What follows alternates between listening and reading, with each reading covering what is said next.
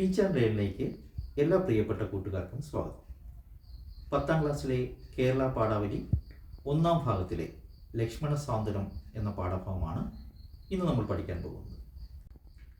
തുഞ്ചത്ത് രാമാനുജൻ എഴുത്തച്ഛൻ്റെ അധ്യാത്മരാമായണം കിളിപ്പാട്ടിൽ നിന്നാണ് നമ്മുടെ ഈ പാഠഭാഗം എടുത്തിരിക്കുന്നത്.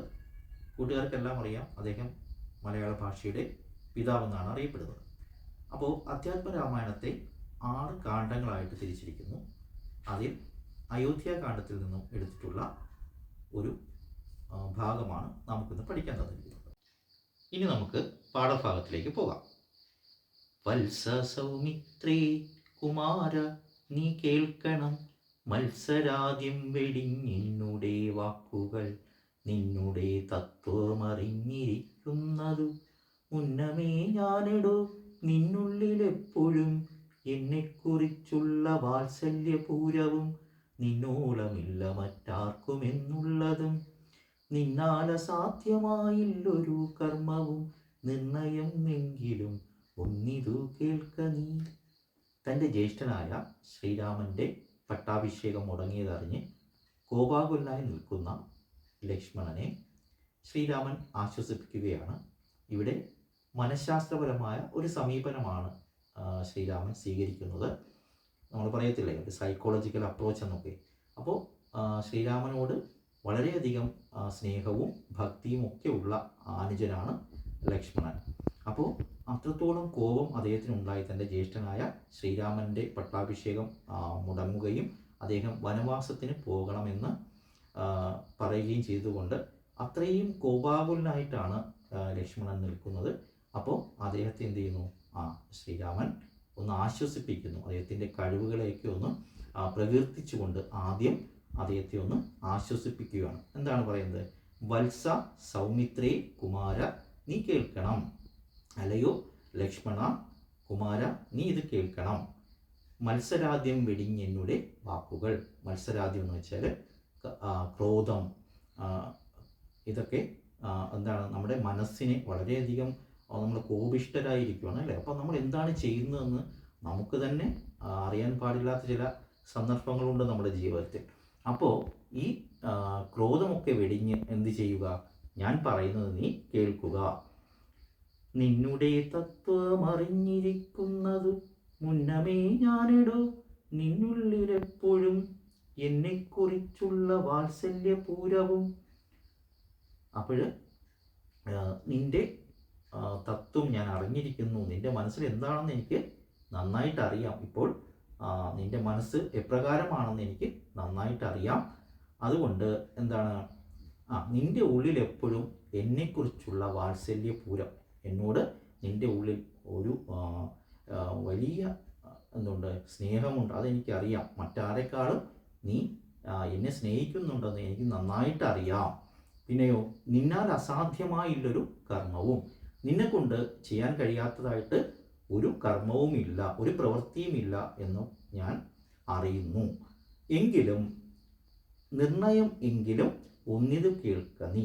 ഉറപ്പായിട്ടും ഞാൻ ഈ പറയുന്നത് നീ ഒന്ന് കേൾക്കുക. എന്താണ്? ദൃശ്യമായുള്ളൊരു രാജ്യദേഹാദിയും വിശ്വവും നിശേഷ ധാന്യധനാദിയും സത്യമെന്നാകിലേ തൽപ്രയാസം തവ യുക്തമതം അതല്ലെങ്കിൽ എന്തിനാൽ ഫലം എന്നാണ് പറയുന്നത്. അതായത് നമുക്ക് ഈ രാജ്യവും ദേഹവും അതുപോലെ ഈ നിശേഷ ധാന്യധനാദിയും, ധനം അതായത് സമ്പത്തും, ഇതെല്ലാം ഇങ്ങനെയുള്ള കാര്യങ്ങളെല്ലാം സത്യം എന്നാകിലേ തൽപ്രയാസം തവ യുക്തം അതല്ലെങ്കിൽ എന്തിനാൽ ഫലം.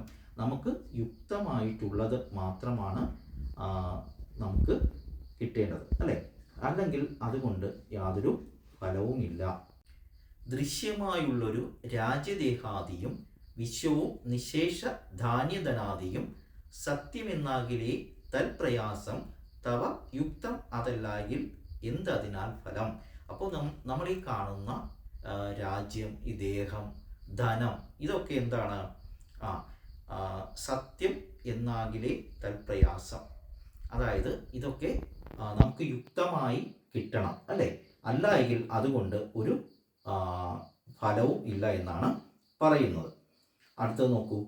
ഭോഗങ്ങളെല്ലാം ക്ഷണപ്രഭാചഞ്ചലം വേഗേന നഷ്ടമാമായുസ്സു മൂർഖനീ വന്യസന്തപ്തലോകസ്താംബുബിന്ദുന സന്നിഭം മർത്യജന്മം ക്ഷണഭംഗുരം. അപ്പോൾ ഭോഗങ്ങൾ എന്ന് വെച്ചാൽ നമ്മൾ അനുഭവിക്കുന്ന ഈ ഭൗതിക സുഖങ്ങളാണ്. അപ്പോൾ ഈ സുഖങ്ങളെല്ലാം എന്താണ്? ക്ഷണപ്രഭാ ചഞ്ചലമാണ്. ക്ഷണപ്രഭ എന്ന് വെച്ചാൽ മിന്നൽ, ഇടിമിന്നലുണ്ടല്ലോ. അപ്പോൾ അത് ഒരു നേരത്തേക്ക് മാത്രമാണ് നമുക്ക് കാണാൻ കഴിയുന്നത്, അല്ലേ? ഒരു സെക്കൻഡ്, അതാണ് മിന്നൽ പിണർ എന്ന് പറയുന്നത്. അപ്പോൾ അതുപോലെ ഈ കാണുന്ന നമ്മുടെ ഈ സുഖങ്ങളെല്ലാം എന്താണ്? ക്ഷണപ്രഭ പോലെ, മിന്നൽ പിണര് പോലെയാണ്. അത് വളരെ കുറച്ച് മാത്രമേ അതിന് ആയുസ്സുള്ളൂ. വേഗേന നഷ്ടമാം ആയുസ് മോർക്കനി. നമ്മുടെ ഈ ജീവിതം എന്ന് പറയുന്നത് വളരെ ചുരുങ്ങിയ സമയത്തേക്കേ ഉള്ളൂ, അല്ലേ? ഈ ജീവൻ എന്ന് പറയുന്നത് നമുക്ക് എപ്പോൾ വേണമെങ്കിലും നഷ്ടപ്പെടാം, അല്ലേ? എപ്പോൾ വേണമെങ്കിലും നമ്മൾ മരിച്ചു പോകാം. ജനിക്കുന്ന സമയം തൊട്ട് തന്നെ മരണവും നമ്മുടെ കൂടെയുണ്ട്. അപ്പോൾ ഇത്ര നാൾ ഒരാൾ ജീവിച്ചിരിക്കുമെന്ന് നമുക്ക് പറയാൻ പറ്റും? ഇല്ല, അല്ലേ? അപ്പോൾ ഈ ആയുസ് എന്ന് പറയുന്നത് വേഗത്തിൽ നഷ്ടമാകുന്നതാണ്. പിന്നെയോ വന്യസന്തപ്ത ലോകസ്ഥാംബു ബിന്ദുന സന്നിഭം മർത്യജന്മം ക്ഷണഭംഗുരം. അതായത് ചുട്ടുപഴുത്തിരിക്കുന്ന ഒരു ലോഹ കഷ്ണത്തിലേക്ക് വീഴുന്ന വെള്ളത്തിൻ്റെ ആയുസ്, ഒരു വെള്ളത്തുള്ളിയുടെ ആയുസ് മാത്രമേ നമ്മുടെ ജീവിതത്തിനുള്ളൂ. വന്യസന്തപ്ത ലോകസ്ഥാംബു ബിന്ദുന എന്ന് വെച്ചാൽ വന്യ എന്ന് വെച്ചാൽ നമുക്കറിയാം തീയാണ്. അപ്പോൾ തീ കൊണ്ട് ചുട്ടുപഴുത്തിരിക്കുന്ന ഒരു ലോഹ കഷ്ണത്തിലേക്ക് ഒരു തുള്ളി വെള്ളം വീണാൽ എന്ത് സംഭവിക്കും? വേഗം തന്നെ അത് നീരാവിയായിട്ട് പോകും, അല്ലേ? അപ്പോൾ അതുപോലെയാണ് ഇവിടെ എന്താണ്? മർത്യജന്മം ക്ഷണഭംഗുരം, വേഗത്തിൽ നശിച്ചു പോകുന്നത്, ഒരു ക്ഷണം കൊണ്ട് നശിച്ചു പോകുന്നതാണ് നമ്മുടെ ഈ ജീവിതം എന്ന് പറയുന്നത്, അല്ലേ? അപ്പോൾ ചുട്ടുപഴുത്തിരിക്കുന്ന ലോഹ കഷ്ണത്തിൽ വീഴുന്ന വെള്ളത്തുള്ളി പോലെയാണ് നമ്മുടെ ജീവിതം എന്ന് പറഞ്ഞിരിക്കുന്നു. പിന്നെയോ ചക്ഷുശ്രവണ ദർദുരം ഭക്ഷണത്തിനപേക്ഷിക്കുന്നതുപോലെ കാലാഹിന പരിഗ്രസ്തമാം ലോകവും ആലോലചേതസാ ഭോഗങ്ങൾ തേടുന്നു. അപ്പോൾ ചക്ഷുശ്രവണം എന്ന് വെച്ചാൽ ആരാണ്? പാമ്പ്. ചക്ഷു എന്ന് വെച്ചാൽ കണ്ണുകൊണ്ട് ശ്രവിക്കുന്നവൻ എന്നാണ് പാമ്പിനെ കുറിച്ച് പറയുന്നത്. അപ്പോൾ അങ്ങനെയുള്ള പാമ്പിൻ്റെ വായിൽ അകപ്പെട്ടിരിക്കുന്ന ഒരു തവള എനിക്ക് ഭക്ഷണം വേണം എന്ന് കരയുന്നത് പോലെയാണ് നമ്മൾ മനുഷ്യർ. എങ്ങനെയാണ്? കാലമാകുന്ന പാമ്പിനാൽ വിഴുങ്ങപ്പെട്ട നമ്മൾ. അപ്പോൾ ഓരോ നിമിഷം കടന്നു പോകും തോറും നമ്മൾ എന്താണ്? മരണത്തിലേക്ക് പൊയ്ക്കൊണ്ടിരിക്കണം, അല്ലേ? നമ്മുടെ ജീവിതത്തിലെ ആയുസ് കുറഞ്ഞുകൊണ്ടിരിക്കുകയാണ്. അപ്പോൾ കാലമാകുന്ന പാമ്പിൻ്റെ വായിൽ അകപ്പെട്ട നമ്മൾ എന്ത് ചെയ്യുന്നു?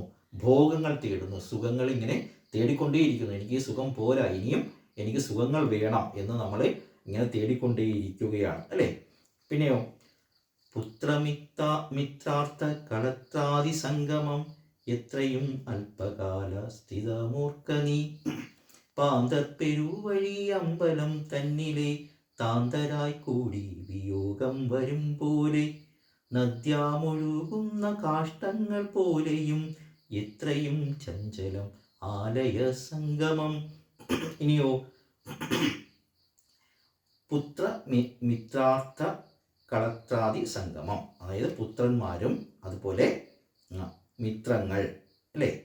പിന്നെയോ കളത്രം എന്ന് വെച്ചാൽ ഭാര്യ. അപ്പോൾ നമ്മളെ സുഹൃത്തുക്കളായാലും അതുപോലെ നമ്മുടെ കുട്ടികളായാലും, അപ്പോൾ ഇങ്ങനെയൊക്കെ ഉള്ളത് എന്താണ്? എത്രയും അല്പകാലസ്ഥിതം ഓർക്കുന്നീ, വളരെ കുറച്ച് സമയത്തേക്ക് മാത്രമേ ഇതൊക്കെ നിലനിൽക്കത്തുള്ളൂ, അല്ലേ? എല്ലാ കാലത്തേക്കും നിലനിൽക്കുന്നതല്ല, വളരെ കുറച്ച് സമയത്തേക്ക് മാത്രമുള്ളതാണ് നമ്മുടെ ഈ ബന്ധങ്ങളൊക്കെ. പിന്നെയോ പാന്തർ പെരുവഴി അമ്പലം തന്നിലെ താന്തരായി കൂടി വിയോഗം വരും പോലെ. പാന്തർ എന്ന് വെച്ചാൽ വഴിയാത്രക്കാരാണ്. അപ്പം വഴിയാത്രക്കാർ എന്ത് ചെയ്യുന്നു? പണ്ട് സത്രങ്ങൾ ഉണ്ടായിരുന്നു, അല്ലേ? ലോഡ്ജ്, ഇപ്പം നമ്മൾ പറയുന്നത് ലോഡ്ജ്. അവിടെ പലതരത്തിലുള്ള ആൾക്കാർ താമസിക്കും, അല്ലേ? ഇപ്പോൾ നമ്മൾ ദൂരെയൊക്കെ പോകുമ്പോൾ മുറിയെടുക്കാറുണ്ട്. അപ്പോൾ അടുത്തുള്ളവർ ആരാണെന്ന് നമുക്കറിയത്തില്ല. അപ്പോൾ ഇങ്ങനെ കുറച്ച് പേര് ഒരു അമ്പലത്തിൽ, പെരുവഴി അമ്പലത്തിൽ, സത്രത്തിൽ ഒത്തുകൂടിയിട്ട് നേരം എടുക്കുമ്പോൾ നമ്മൾ പിരിഞ്ഞു പോകുന്നു, ഓരോ വഴിക്ക് പിരിഞ്ഞു പോവുകയാണ്, അല്ലേ? അപ്പം അതുപോലെ നമ്മുടെ